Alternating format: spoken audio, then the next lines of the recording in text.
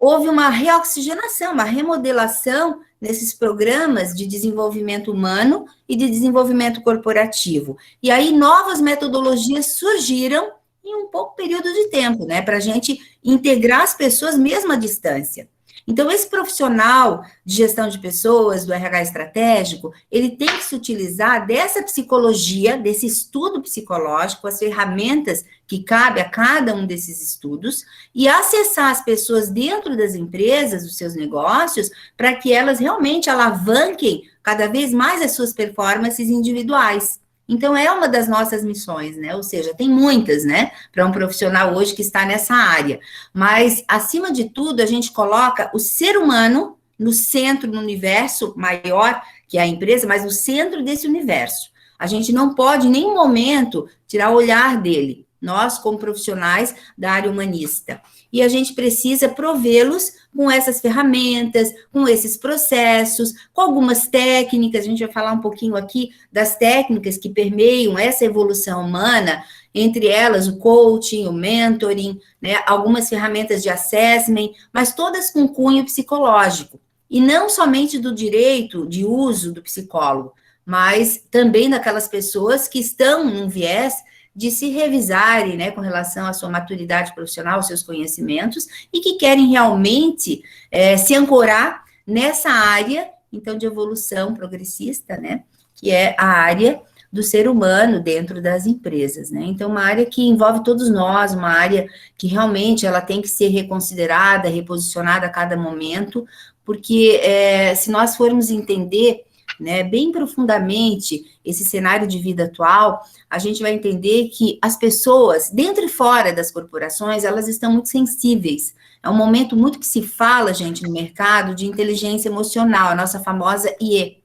Por que a inteligência emocional hoje está tão em voga, né? Está tão em ênfase? Não somente a aplicabilidade dos pontos de equilíbrio para a gente ter uma vida mais, enfim, auto-equilibrada, mas também, né, dentro de um contexto que a gente tem que entender qual é o modelo psicológico que eu lido todos os dias no meu ambiente de trabalho e qual é o meu modelo psicológico. Então, meus pares de trabalho, meu gestor, pessoas que eu lidero, quem são essas pessoas? Que personalidades são essas que nós temos dentro da nossa organização?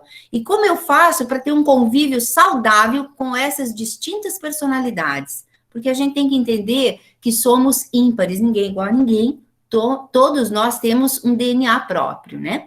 E esse DNA é que faz as pessoas terem ações e reações diferentes umas das outras. E a nossa maestria, como profissional de uma área de RH, de gestão de pessoas, está em nós nos relacionarmos com essas pessoas todas de um universo corporativo de uma forma saudável, de uma forma estável, emocionalmente, né, de uma forma em que a gente consiga disponibilizar todos os dias emoções mais positivas do que ao contrário. E para isso eu preciso da minha maturidade do eu, certo? Então, o profissional hoje de pessoas, ele precisa olhar para dentro de si e também reconhecer o seu modelo psicológico, seu modelo emocional, o seu mapa de mundo, de que forma ele impacta as pessoas no meio de convívio.